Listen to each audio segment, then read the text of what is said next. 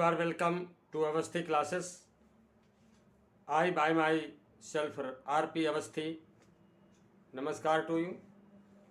तो हम पढ़ रहे थे भारतीय इतिहास और भारतीय इतिहास में पढ़ रहे थे सिंधु घाटी की सभ्यता।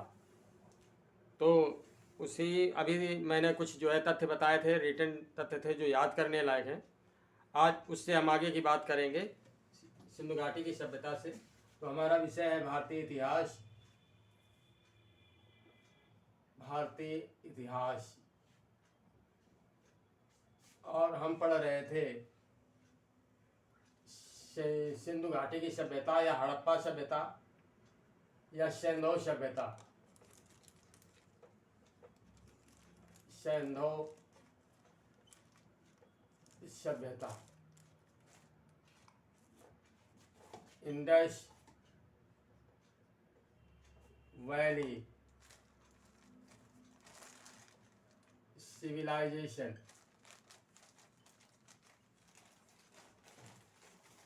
ठीक है। तो अब इसकी जो खास बातें हैं सिंधु घाटी सभ्यता की हम वो पढ़ेंगे।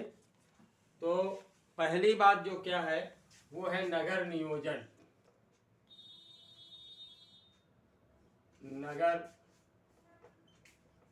नियोजन।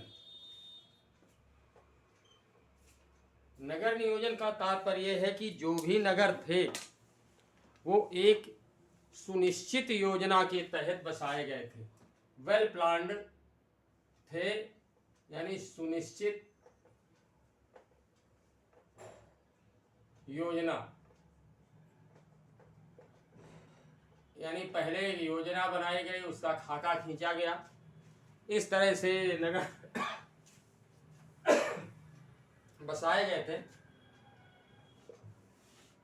और खास बात ये कि जो नगर थे वो लगभग आयताकार या चतुर्भुज के आकार के थे। सड़कें एक दूसरे को जो है चौराहों पर काटती थी, चौराहों पर जो है समकोण में काटती थी। ठीक है। इस तरह से ये जैसे आप देख रहे हैं ये कोण बन रहा है, ये समकोण है, ये समकोण है, ये समकोण है, ये समकोण है। तो सड़कें एक दूसरे को समकोण पर काटती थी। इसके अतिरिक्त भवन जो थे पक्के और कच्चे दोनों थे, पक्के और कच्चे। लेकिन अधिकांश भवन जो थे पक्के थे, ये पक्की ईंटों के बने थे। ठीक, पक्की ईंटों के बने थे, यानी ईंटों को पहले पाथा जाता था, मिट्टी की ईंटें तैयार की जाती थी, उनको फिर भट्ठों में पकाया जाता था। आज की तरह जो है भट्ठे नहीं थे, लेकिन ये जो है उस समय जंगलात बहुत थे, तो लकड़ी काट करके जो है अच्छी किस्म की ईंटें जो है तैयार की जाती थी। ठीक है। और ये जो सड़कें थीं इनकी चौड़ाई बहुत होती थी, कम से कम 20 फीट से अधिक चौड़ाई होती थी। और इनमें जो है पत्थर की पट्टियां, जैसे ये सड़क है तो इसमें जो है पत्थर की पट्टियां बिछी हुई थी। इन सड़कों के किनारे जो है नालियां थीं जिसमें से घरों का गंदा पानी निकल करके जाता था। और ये नालियां भी जो है ये पत्थर की शिलाओं से, यानी पत्थर की पट्टियों से ढकी हुई थी। घरों का गंदा पानी जो है परनाले के जरिए इस नाले में आता था। और घर के सामने जहाँ परनाला होता था वहाँ एक मेन होल बना होता था, जैसा शहरों में बने होते हैं इस समय मेन होल। और मेन होल में जो है आजकल तो क्या होता है कि वो गहरा गड्ढा होता है इस तरह से सीमेंटेड, बट उस समय जो है पत्थर के बड़े बड़े मटके रखे रहते थे।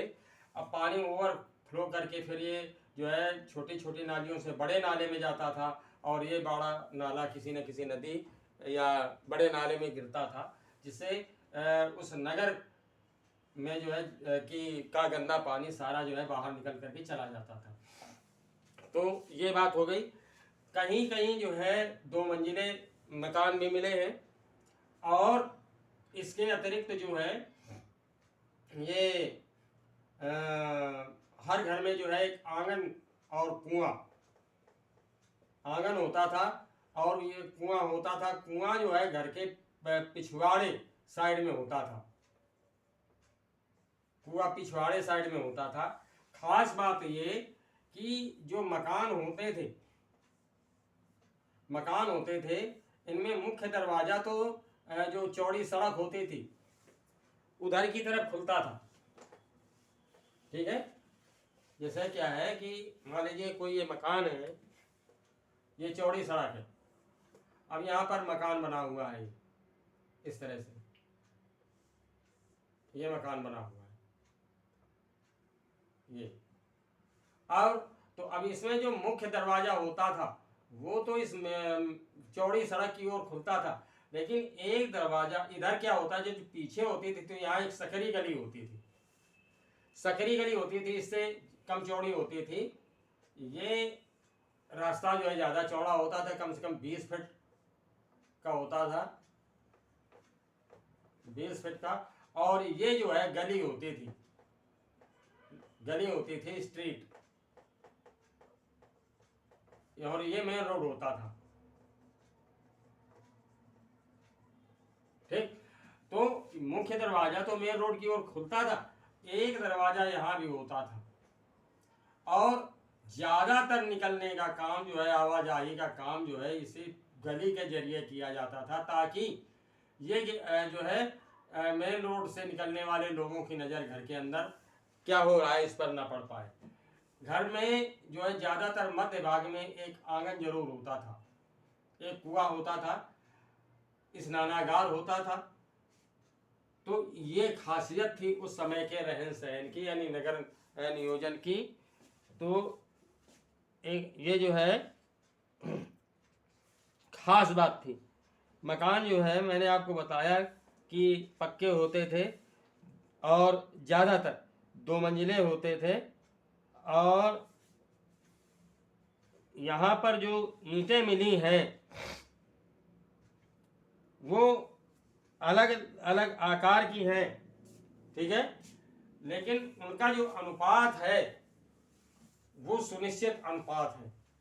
तो ये बात हुई पक्के मकानों की। जो कच्चे मकान होते थे, कच्चे मकान, तो कच्चे मकान की दीवारों पर जो है काचुली मिट्टी का लेप किया जाता था, काचुली मिट्टी का लेप किया जाता था। आजकल भी होता है गांव देहातों में, जो है बहुत सारे गांव हैं रूरल एरियाज के, जो ग्रामीण क्षेत्रों के, वहाँ पर एक मिट्टी तालाबों से गीली मिट्टी निकाल ली जाती है, उसमें भूसा मिला करके उसको जो है दीवारों में लेप किया जाता है गर्मी के दिनों में। उसको जो है कहीं कहीं पर कचीला मिट्टी कहते हैं, कचीला। तो ये काचुली मिट्टी का लेप किया जाता था कच्चे मकानों में।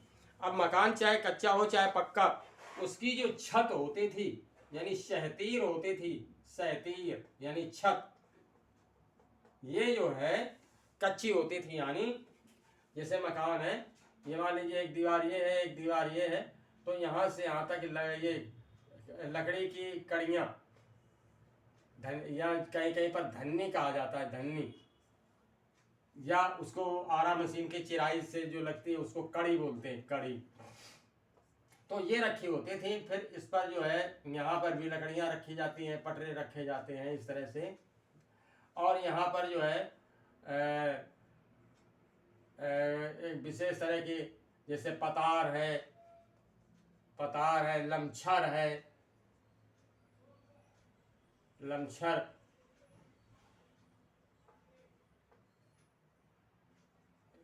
ये तो इस तरह की जो है ये घास फूस डाल करके, और फिर इसमें गीली मिट्टी डाली जाती है, और चिकना करने के बाद इस पर जो है सूखी मिट्टी डाल करके और यहाँ कुटाई कर दी जाती है। तो इस तरह से जो है छत तैयार हो जाती है। ये यहाँ पर मिट्टी डाल करके इसकी कुटाई कर दी जाती है तो ये छत तैयार हो जाती है। इस तरह से छत जो होती थी वो कच्ची होती थी, ठीक। और साथ ही साथ जो पक्के भवन होते थे उस समय, तो जैसे आजकल क्या होता है कि नींव की भराई में जो है यहाँ पर बीम डाल दी जाती है, ये बीम डाली जाती है, आरसीसी से इसका भराव कर दिया जाता है। ये ऑक्सफोर्ड सिस्टम कहा जाता था। उस समय भी इसी तरह की पद्धति प्रचलन में थी। अब इसका लोहे का आविष्कार तो नहीं हुआ था, तो लोहे की सरिया का उपयोग तो नहीं करते थे, लेकिन मजबूती के लिए इसी तरह का इस्तेमाल उस समय भी किया जाता था। तो ये ऑक्सफोर्ड सिस्टम कहलाता था। ऑक्सफोर्ड पद्धति का प्रयोग ये करते थे मकानों के निर्माण में। अब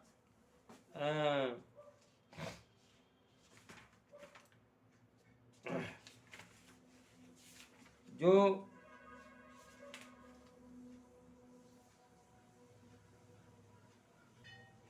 ईंटों का आकार था वो 4:2:1 था। ये सवाल पूछा गया कई बार।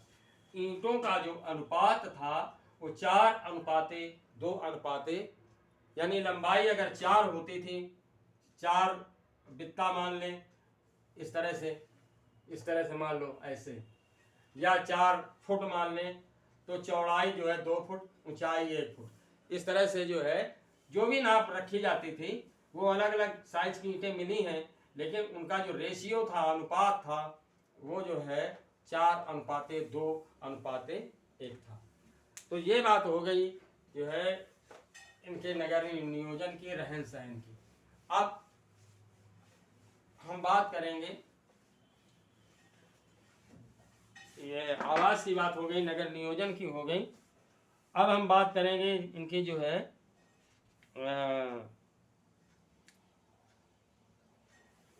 इसी कड़ी में नगर नियोजन में ही एक स्नानागार मिला है, बृहत स्नानागार। बृहत स्नानागार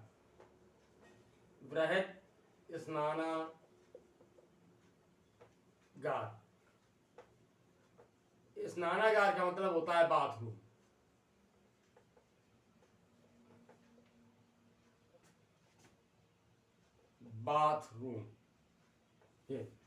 अब बृहत माने बहुत बड़ा जो है ये स्नानागार मिला है। तो ये जो है हड़प्पा सभ्यता की उल्लेखनीय इमारत है और ईंटों के स्थापत्य कला का भी एक ये अद्भुत उदाहरण है, बृहत स्नानागार। ये जो है उत्तर से दक्षिण की ओर जो है इसकी लंबाई 54.85 मीटर, उत्तर से दक्षिण को ओर लंबाई इसकी जो है 54.85 मीटर, समझ रहे हैं। और पूर्व से पश्चिम की ओर जो चौड़ाई है, पूर्व से पश्चिम की ओर चौड़ाई, ये अभी हम लंबाई की बात किए, चौड़ाई जो है पूर्व से पश्चिम की ओर है, ये 32.90 मीटर है, 32.90 मीटर। तो ये हो गई बृहत स्नानागार की लंबाई और चौड़ाई। साथ ही साथ इसमें जो है एक स्नान कुंड मिला है,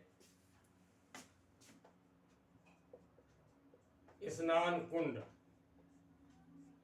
इसी बृहत स्नानागार में ही है, जो 11.88 मीटर लंबा और 7.01 मीटर चौड़ा, समझ रहे हैं ना।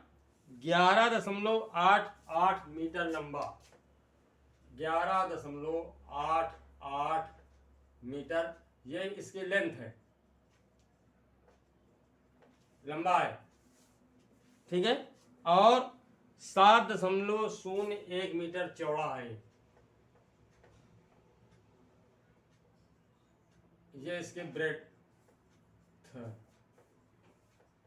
ये चौड़ाई है, यानी लंबाई है और ये चौड़ाई है। साथ ही साथ इस कुंड की जो गहराई है वो 2.43 मीटर, 2.43 मीटर ये डेप्थ है इसकी गहराई। तो ये जो है स्नान कुंड मिला है इसी बृहत स्नानागार में ही। अब ये जो है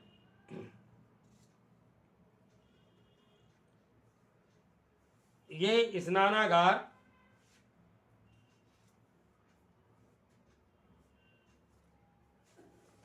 मोहनजोदड़ो में मिला है, मोहनजोदड़ो,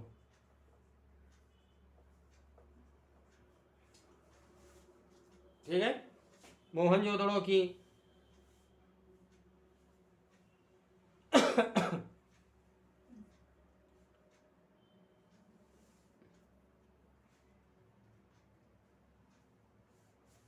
इमारत है, बृहत इमारत है मोहनजोदड़ो की।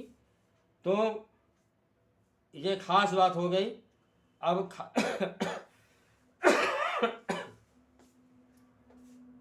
इसमें ये स्नानागार से जुड़ी बात हो गई। दूसरी बात जो आती है खास इमारतों में, वो आती है अन्नागार की। दूसरी इमारत है अन्नागार, यानी भंडार कक्ष, अन्न का भंडार कक्ष। अन्नागार का मतलब अन्न भंडार गृह। ये अन्न के भंडारण के लिए जो है ये एक सवाल पूछा गया जाता है तो कि सैंधव सभ्यता के अंतर्गत प्राप्त इमारतों में से सबसे बड़ी इमारत थी। तो ये जो है ये भी जो है मोहनजोदड़ो से प्राप्त हुई है, और अन्नागार जो है सबसे बड़ी इमारत थी। सवाल पूछा गया है कई बार ये। अन्नागार जो है हड़प्पा सभ्यता के अंतर्गत प्राप्त भवनों में से सबसे बड़ी इमारत थी, और ये अन्नागार 45.72 मीटर लंबा और 22.86 मीटर चौड़ा था। 45.72 मीटर लंबा, ठीक, और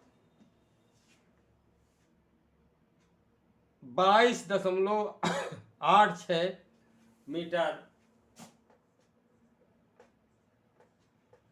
चौड़ा।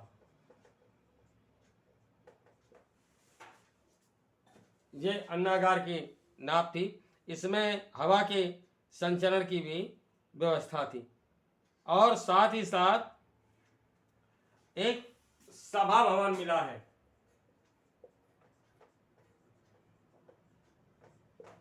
ये सभा भवन जो है ये भी मोहनजोदड़ो से ही मिला है। ये दुर्ग के दक्षिण में 27.43 मीटर वर्गाकार के एक जो है ये वर्गाकार था 27.43 मीटर एक साइड थी इसकी, और इसकी जो छतें थी वो 20 स्तंभों पर यानी 20 खंभों पर रुकी हुई थी। ये विशेष आयोजन के लिए इस्तेमाल किया जाता था, कभी मीटिंग वगैरह की जाती थी। इसे पुरोहितों के लिए भी कहा गया है, ठीक है। या भारतीय इतिहासकार जो है दीक्षित ने धर्म चर्चा के लिए इसका उपयोग बताया है। इसके बाद खास बात आती है बंदरगाह की। बंदरगाह तो मैंने आपको पूर्व के लेक्चर में बताया था कि कृत्रिम बंदरगाह मिला है उससे लोथल से, और मेसोपोटामिया जो है यहाँ से जहाज आते जाते थे। 214 गुणे 36 मीटर, 214 गुणे 36 गुणे 3.3 मीटर, 3.3 मीटर ये लंबाई है, ये चौड़ाई है और ये गहराई है बंदरगाह की। तो ये आर्टिफिशियल था। इससे जो है इस बंदरगाह से मेसोपोटामिया जहाज़ों का आवागमन होता था। तो ये बंदरगाह मिला है और इसमें जो है इस बंदरगाह से जो ज़्यादा पानी होता था, अतिरिक्त पानी होता था, उसके निकासी की भी व्यवस्था की गई थी। तो ये थी खास चीज़ें हड़प्पा सभ्यता की। साथ ही साथ दुर्ग, यानी जो नगर होते थे उसका पश्चिमी भाग जो है दुर्ग के रूप में विकसित रहता था, जहाँ पर जो है गेट लगा होता था और उसमें सुरक्षा की व्यवस्था थी कि बाहर से आने वाले लोगों का पहले वहाँ संभवतः इंट्रोडक्शन होता होगा और इसके बाद जो है जब ये कंफर्म हो जाता होगा कि ये कहाँ से आए हैं, तब उसको जो है रिहायशी भाग में, आवास भाग में जाने की अनुमति दी जाती होगी। तो दुर्ग ये नगरों में होता था और दुर्ग एवं आवास दो हिस्सों में जो है ये नगर बटे होते थे। ठीक है, तो दुर्ग और आवास नामक दो भागों में ये नगर बटे होते थे। एक खास बात ये थी। इसके बाद आता है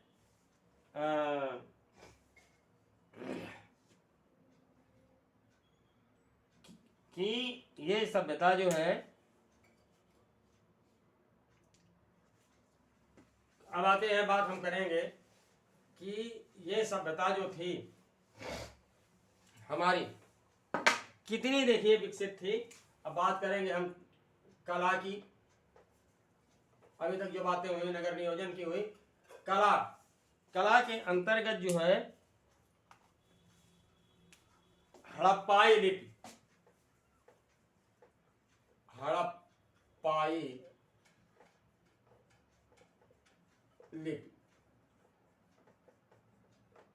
ये तो हड़प्पाई लिपि यानी ये जो है भाव चित्रात्मक लिपि थी। भाव चित्रात्मक लिपि थी। हड़प्पाई लिपि जो थी वो भाव चित्रात्मक लिपि थी, यानी कोई चित्र बना लिया जाता था जो किसी न किसी भाव को प्रदर्शित करता था और उसमें कुछ लिखा भी रहता था। लेकिन उसे आज तक जो है, बड़े खेद की बात यह है कि इस लिपि को आज तक पढ़ा नहीं जा सका है। ये लिपि जो है 1923 में प्रकाश में आई। 1923 ईस्वी में इस लिपि की जानकारी हो पाई है। और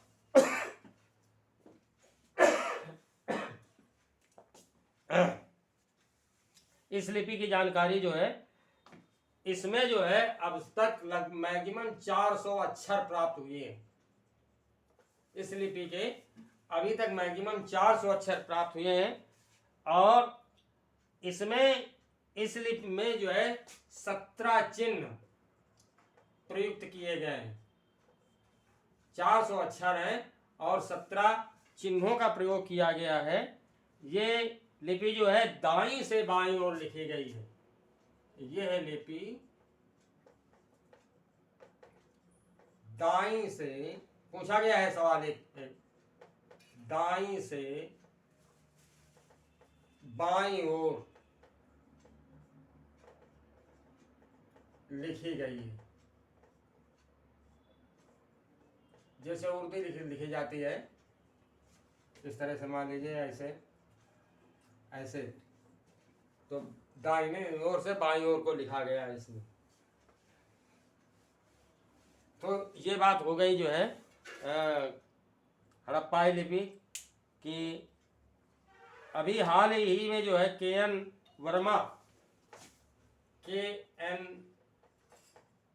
वर्मा और प्रोफेसर के.एन. वर्मा और प्रोफेसर S.R. राव ने जो है, प्रोफेसर S.R. राव ने इसके कुछ लेटरों को पढ़ने का दावा किया है। ठीक है, K.N. वर्मा और प्रोफेसर S.R. राव ने इसके कुछ अक्षरों को पढ़ने का दावा किया है। तो आज इसमें इतना ही। नेक्स्ट लेक्चर में मेरी फिर आपसे मुलाकात होगी। तब तक के लिए नमस्कार।